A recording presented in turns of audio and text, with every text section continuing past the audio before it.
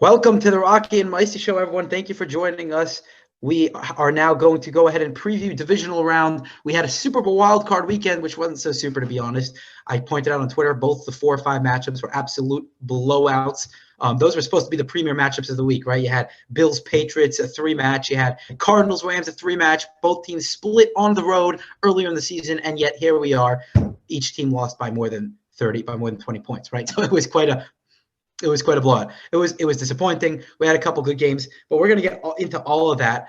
Please remember to subscribe to the podcast on Spotify and Apple, and subscribe to our YouTube channel, which people have liked it so far. People have really liked the YouTube. We're going to continue to do that, God willing, to post the videos on YouTube with our actual faces, not just with the cartoon face, which I did initially. But now we're going to have our actual faces. I don't know, maybe that's a detriment to you. Maybe you like that. Depends what you like. Each their own. Anyway, let's get started. So let's start on the first game of the week, and I'm very disappointed. Bengals-Titans is getting a lot of hate. Like, people are like, most boring game of the week. Well, to be fair, like every game last week, except for the Cowboys-Niners, was just an absolute disappointment, except for Bengals-Raiders. That was a real exciting game. I mean, Derek Carr had a chance to tie that game at the 10-yard line with a few seconds left. Like, that was a very exciting game down to the wire. Obviously, the Bengals offense was real hot in the first half, slowed down. I don't think they scored any points in the second half. But some controversial calls. Meisty and I discussed that yesterday, the whistle. Some controversial calls all around. We won't get into that too much. But obviously the Bengals are hot. I've won 11 games, including the playoffs this year. First playoff win in 30-plus years. The first text was texted out, as Yehuda pointed out last week, about the Bengals. Now they're going to go to Tennessee, Music City, and they're going to play the number 1 seeded Titans, who surprised people throughout the entire year. No team in the league have beaten more playoff teams than have the Titans. And despite all the injuries, despite losing Derrick Henry, perhaps their most prolific player on the team, perhaps battling through injuries were A.J. Brown and Julio Jones throughout the entire season, Tannehill's overcome that, defense has overcome that, and they were able to prevail to the number 1 seed in the AFC. So here's the question, guys. We know that Derrick Henry is coming back most likely for this divisional game. How big – I know it seems like a silly question, but it's not, and I'll tell you why. But how big of an impact, Yehuda, do you think – that Derrick Henry is going to have coming out of the gate for this Titans offense? Listen, we keep talking about the X factor being the running back, and Rocky. We've said this over and over and over on the podcast how much Rocky does not value the running back and values the running game. But Derrick Henry is obviously the outlier. He is just on another level as a running back, and he is just an absolute beast. And the Titans missing him for the last 10, 12 games. He was out in, I think, their 8th game of the year.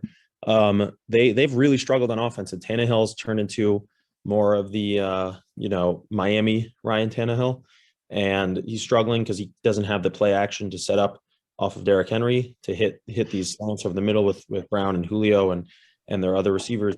So their offense is really, really nosedive without Derrick Henry. So Derrick Henry, the addition of Derrick Henry is going to be a humongous addition, but you saying we all know he's going to be back.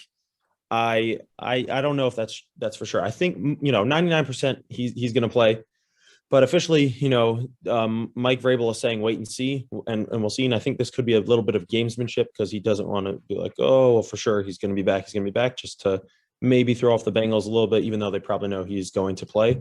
But Derrick Henry being back is going to be huge. But I still think that the Bengals defense is not getting enough credit for what they've done. They were much better at the beginning of the season, and they've slowed down a little bit, but they are still a solid enough defense that I think if they can limit Derrick Henry, which is obviously very hard to do, but we've seen it done in the playoffs, and we've seen him be held to 40 yards, I think, 40, 45 yards by the Ravens last year, and obviously the Ravens were much better run defense. But the Bengals, they can hold their own. We just saw Trey Hendrickson was limited today, which he's more of a pass rusher than a run stuffer, but he could help trying to shut down Derrick Henry. So that would be a huge addition for their defense. But I also saw Ogunjobi, who is their big defensive tackle. He's going to be out for the remainder of the playoffs. He got hurt in the Raiders game, and that could be a huge loss up the middle for them. So that could give them trouble. But it's more about the Bengals offense and what they're going to do against Titans defense. Titans defense is their strength of their defense is their run defense, and they they have been impressed me because I did not think with all the injuries they'd be able to hang and stay in the 1 seed. But they've been able to do some great things on defense with their run defense specifically, and their amazing safeties like Byard, who's an all-pro, like Rocky's mentioned, how good he's played. And I think Hooker is another safety who's been really solid for them. But their corners are just absolutely atrocious. And I think Joe Burrow is going to really be able to exploit that. And if they try to, I think Vrabel's smart and he'll try to double Chase or Higgins. But if they try to single cover Chase, like we've seen him getting single coverage against the Chiefs, against the Raiders, he's just going to shred them. And I think Joe Burrow is going to be able to make some serious downfield throws on this kind of suspect pass defense for the Titans. Kevin Byard was rated as PFF's #1 coverage graded player in the entire league. That's including cornerbacks and safeties. Has obviously he's raising the hand. So we'll get to you in a second. I just want to mention Kevin Byard here. Kevin Byard, because I really think he'll be able to take away the big play. Have Amani Hooker and Kevin Byard, it's a big safety duo, as the Bills also have a good safety duo back there. We'll get to that a little later. But, they'll be able to take away the big play when you take away the big playability of Jamar Chase. Not to say the Bengals can't open things up underneath. They can, but that certainly limits their offense. Meisty, what type of impact do you think Henry will have if he plays in this game? You said something. Derrick Henry, if he plays, will obviously have some sort of an impact, obviously. But Yehuda, you mentioned about the Titans keeping the #1 seed. They obviously also had their injuries, but they got very lucky that the Chiefs started off the slow start. The Ravens blew out their team. The Bills was just awful in the beginning. So other teams around them kind of fell apart as well. But I think that Derrick Henry playing in with the Bengals seemingly just got more injured. So up to see. I think it's very early in the week to really make a call. But if we're making a call this early in the week, I think the Bengals are going to win this game. They're just coming in hot. I don't think that the Titans having a home field, there's any home field advantage really in Music City. It's more of just a plain, the weather doesn't really affect much. So I think the Bengals go in there and win. Coming in hot. Yeah, I agree. The Bengals are a team that maybe you could compare them to the 2020 Browns that obviously the Browns had a little bit of expectations, but no one expected them to win a game or two in the playoffs. They've playing with house money. The Bengals weren't supposed to be here. They weren't supposed to win division. They're just supposed to be rebuilding. Now they won division. They won a playoff game, first time in 32 years. What do they have to lose? Like Meisty said, Nashville isn't known as a huge home field advantage. And actually recently home field advantage doesn't even mean that much. Like last year we saw 2020, obviously that was less fans. Home teams had a losing record. And this year they barely had a winning record. Home teams did. So it's not like a huge deal as big of a deal as we think the 1 seed you're going into Nashville. So additionally, the DVOA has the Titans as not only the worst 1 seed in their history that they've been tracking since the 80s, but they would be the worst #2 seed in DVOA history. So like Micey said, they got a little lucky with the Chiefs' slow start. They did beat the Bills head to head and they beat the Chiefs head to head, but the Bills' random loss to the Jaguars cost them a spot and cost them some serious playoff movement. And the Chiefs, they took a close one up to the Bengals, and if they would have won that game and then beat the Broncos, they'd be the 1 seed. And the Titans would have been playing 2 days ago, and we could have potentially seen them as a one and done. So I agree with Meisty. I think the Bengals playing with house money, coming in hot. Nothing to lose. They're going to attack this pass defense, and they'll be able to limit Henry enough to come out with a close victory. Let me ask you this, Hugo. If the Bengals do win, are we comparing that? So the Bills-Chiefs game, winner of that game now gets to play on the road in Bengals? Who had the 2 seed? Well, it depends, right? If the Bengals win, then that team will have a home game in the championship. Okay, so the home team, right? Are we going to compare that to when the Jets made the AFC Championship game a bunch of years ago? I think it'll be a walk in the park for the Bills and the Chiefs. Is that really good? Is that what we're going to compare it to? I agree. I think Bills Chiefs is the real AFC Championship game. I think whoever wins that game, and we'll discuss it, but I think whoever wins that game is going to go to the Super Bowl.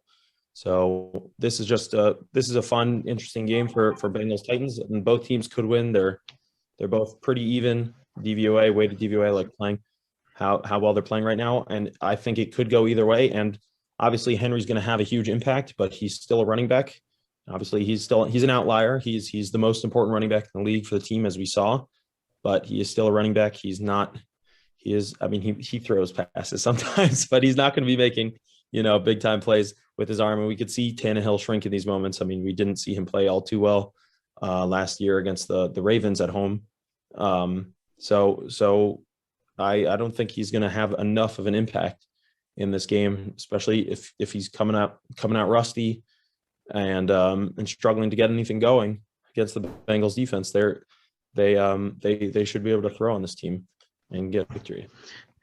When I think of the Titans season, luck is not a word that comes to my mind. They have had the worst injury luck in the league this year. So yes, some of the schedule has been favorable, but like I said, they have beaten more playoff teams than anyone in football this year. It's not like they have been competitive. And if Vrabel had this team rallying when nobody thought they could, it was quite incredible, the coaching job he did.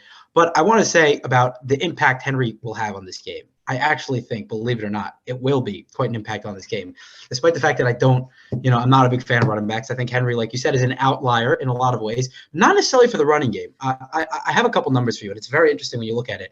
So the first 2 games that Derrick Henry was out, 2 straight games, the Titans didn't even eclipse 70 yards on the ground. But since then, the Titans, it's the last 7 games of the year, the Titans have rushed for 1,088 yards, which is over 155 yards per game, would be second in the league only to the Eagles.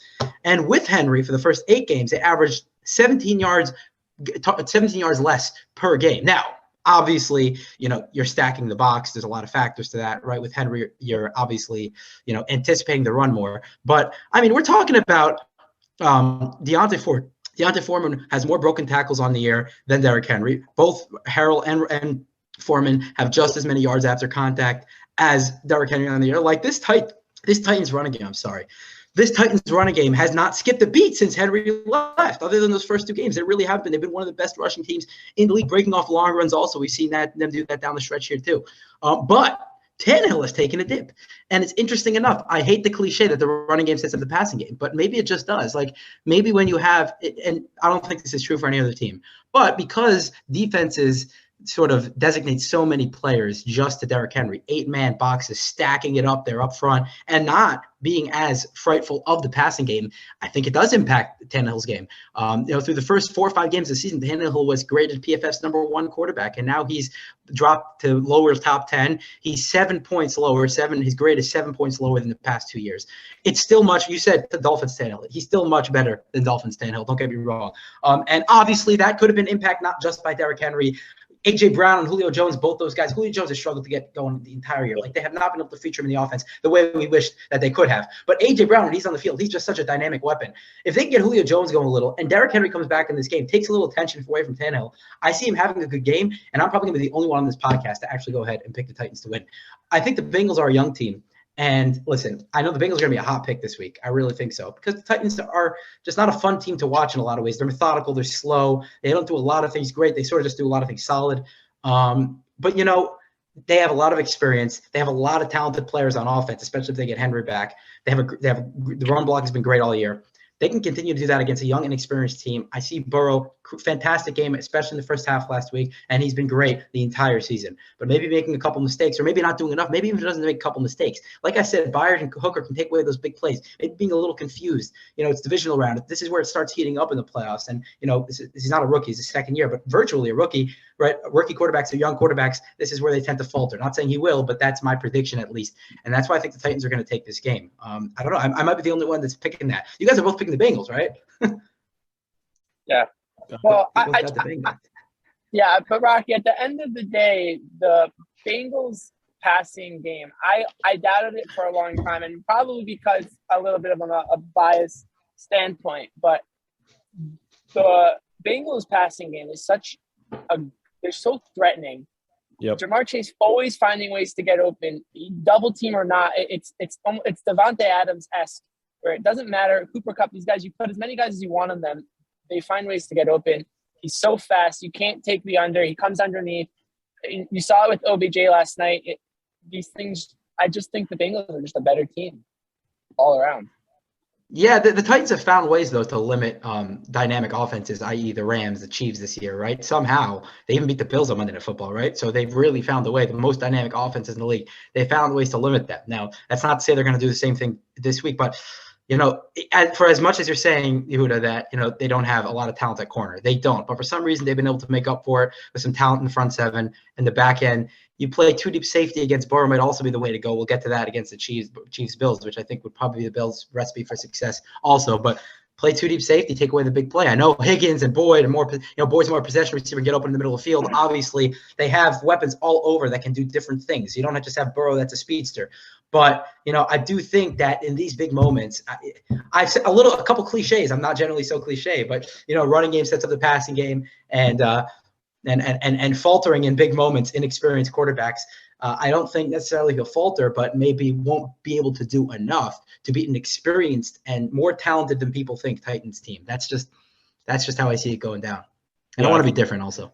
I think when I also mentioned that I could see a Burrow faltering, and it didn't really happen in the Raiders game. He was fine. He was playing very capable. He's played a good game. He was under a little pressure, but not enough to take him out of his game. But I think the faltering is coming next week, in the AFC Championship. Haters. I think he's going to the AFC Championship. Ravens fans, both of you, Ravens fans out here. Yeah, he gonna most likely play, the Chiefs. I mean, he's gonna play the Chiefs or the Bills, and he should be able to throw on this defense that I think has done a wonderful job. And I don't want to take anything away from Vrabel. Like Rocky said, they had a bunch of injuries, but some of those I saw something about where they said that the Titans dressed like 96 guys, right? Because they had so many guys, but it was actually less due to injuries. I mean, obviously there's a bunch of injuries, but less due to injuries and more due to how John Robinson, the GM, moves guys up and down the practice squad. Like he knows what certain matchups and certain guys in different times. So they're definitely injured, but not necessarily as much as people think. We've seen the graph of the teams how many games they missed from significant players, with I think the Ravens and the Giants being the two most with a lot of significant players. But the Titans have done a wonderful job, and I think their defense has stepped up a lot more than I thought. I didn't think they had a really good run defense, but they've been playing some really good run defense. So if we see Mixon starting to rip off some chunk gains and making some plays in the running game before even all the big plays in the passing game are hitting, then I know the Titans are really in trouble. But I think they should be able to contain Mixon, and they should get Henry going a little bit, because the Bengals are now a little hurt in their D-line. So it's not going to be a blowout by any means, but it's going to be a tough, close, competitive game. But I think the Bengals are just hotter, and they have the better quarterback, which is crazy to say because Tannehill was so good. PFF ranked him so good, but he's taking such a nosedive, like Rocky said lately. I mean, I know it was without Henry, but he with Henry back, he's going to make some mistake or not be able to hit on some big throws, and especially with Bates. We don't give Bates enough credit in the Bengals secondary, their safety as well, who's really solid, Jesse Bates. And if he and their corners, Awuzie and Apple, if they can just contain AJ Brown, then I don't really see the Titans being able to hit in their passing game, because I don't believe in Julio Jones anymore. He's old, unfortunately. It's very sad to see the decline of his career, but if they can't get AJ Brown going and Derrick Henry struggles, which for whatever struggling is for him, then the Titans are going to have a rough day. So I think I could see them limiting them just enough, the Bengals limiting the Titans just enough to be able to come out with a victory this game. It's not just the sheer number of injuries for the Titans. It's the injuries that impact positions, right? You've had A.J. Brown missed 4 games this year, and in those 4 games, I mean, you saw the impact it had on the field. Julio Jones obviously missed 7 games. Derrick Henry missed half the season. So, there were multiple games this season where Ryan Tannehill's number 1 receiver was Westbrook. So, obviously, that it's very difficult to win, and that can impact your grade. Like these guys just aren't getting open. You can see how frustrated Tannehill was, almost like how frustrated Big Ben's been throughout the season. Like in those games where he didn't have Julio Jones and AJ Brown, you could see the look on his face. Like he's like, I know I can make these throws. I know I can, do damage to to opposing defenses, but not when I have such limited talent on the field. But now he's got all those guys back potentially. So I think people are going to sleep on the Titans because we haven't seen them play at full strength in a long time. But if we have all those impact players playing, then it's going to be a lot more interesting than people think, is what I think. But we'll have to wait and see, I guess. Mike, do you have anything else to say? Closing words? You're good. All right, he's good. So we'll wrap it up. I really want a Morty prediction. I really want Morty's prediction because Morty. I was getting there. Yeah, go ahead. Yeah, I was getting there. Yeah. Morty's a tiebreaker. I mean, maybe not tiebreaker. He might tie it up. But Morty, go ahead. Who you got? Give me the Bengals. Oh, 3-1. Oh yeah. 3-1. Yeah, wrap it up. But the Bengals are going to win. I'm going to give a score prediction. I think it's going to be super high scoring. I think we're going to see a team score 40. I give 41-33 Bengals. Mm-hmm. Well, listen, Meisty, last week, I have to give you a shout out. Last week, you predicted the Cowboys to beat the Niners 24-17. Now it was flipped, but the Niners beat the Cowboys 23-17. That was very impressive. I told Meisty he's got to do more score predictions. He's generally spot on with those. So we'll see how this one pans out. I'll give a score prediction too, I'll get Titans 30-26. Why the heck not? 30-26. Titans throughout their history, I think they've been they went to the Super Bowl 99 and they went to the AFC Championship game a couple of years ago when they beat the Patriots and the Ravens, and they were the 6 seed that year, and then the year they went to the Super Bowl they were the 2 seed. So I think the Titans have gotten the 1 seed twice in their career, and both times they knocked out in the divisional round. Once against the Ravens and in 07, the Ravens. 08, and then another time that I'm not exactly sure of. But Titans, in their history, they're better as the underdogs. And I know maybe you could say, oh, they're the underdogs because people don't really believe in them because they didn't have Henry or whatever. But they're the 1 seed, so they're not the underdogs. And I think I see them going 1-10, losing 27-24 on Saturday. All right, there you have it. So we got 3-1. Morty, you got a score prediction, or we're just going to leave it at Bengals and just the Bengals for me. All right, fine. 3-1. So thank you for joining us. Obviously, we've concluded. I came at this podcast. Micey was like, "What do you mean the Titans? Everyone's going to pick the Titans." I'm like, "Everyone's going to pick the Bengals. I'm going to be the one guy that picks the Titans."